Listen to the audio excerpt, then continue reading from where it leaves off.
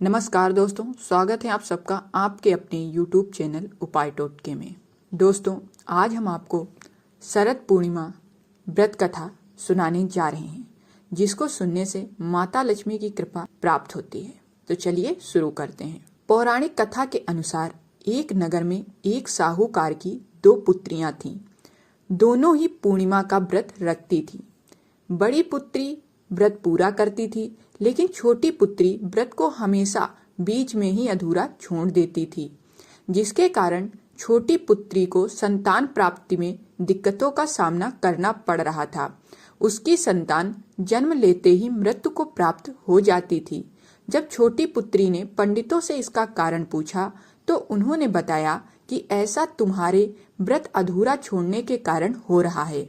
फिर छोटी पुत्री ने इस समस्या का उपाय पूछा। तब पंडितों ने बताया कि यदि तुम शरद पूर्णिमा का व्रत पूरे विधि विधान के साथ करोगी तो निश्चित ही तुम्हें संतान की प्राप्ति होगी। पंडितों की सलाह पर छोटी पुत्री ने पूरे विधान के साथ पूर्णिमा का व्रत पूरा किया, जिसके फलस्वरूप उसके यहाँ बेटा हुआ, लेकिन कुछ समय बाद वह भी मर गया। इसके बाद उसने बच्चे की देह को एक पाटे पर लिटाकर उसके ऊपर से कपड़ा ढक दिया।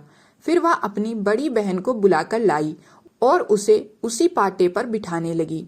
बड़ी बहन जब उस पाटे पर बैठने लगी तो उसका लहंगा बच्चे के शरीर को छू गया और वह जीवित होकर रोने लगा। यह देखकर बड़ी बहन ने छोटी बहन से कहा कि तुम मुझे कलंक लगाना चाहती थी, मेरे बैठने से यह मर जाता। इस पर छोटी बहन ने उत्तर दिया कि यह बच्चा तो पहले से ही मृत था, बल्कि तुम्हारे भाग्य से यह जीवित हो गया है। इसके बाद दोनों बहनों ने सभी नगर वासियों को शरद पूर्णिमा व्रत की महिमा और विधि बताई। उसके बाद से प्रतिवर्ष सभी गांववासी शरद पूर्णिमा का व्रत पूरे विधि विधान के साथ करना शुरू कर दिया। तो दोस्तों, ये थी शरद पूर्णिमा व्रत कथा। शरद पूर्णिमा के दिन कुछ बातों का ध्यान भी रखना चाहिए, जैसे शरद पूर्णिमा के दिन तामसिक चीजों का सेवन ना करना चाहिए, बाल और नाखून भी नहीं काटने चाहिए, किसी से वाद विवाद लड़ाई झगड़ा भी नहीं करना चाहिए और भूल कर भी बड़े बुजुर्गों का अपमान भी नहीं करना चाहिए। मिलते हैं हम आपसे अगले वीडियो में, तब तक के लिए जय श्री राम।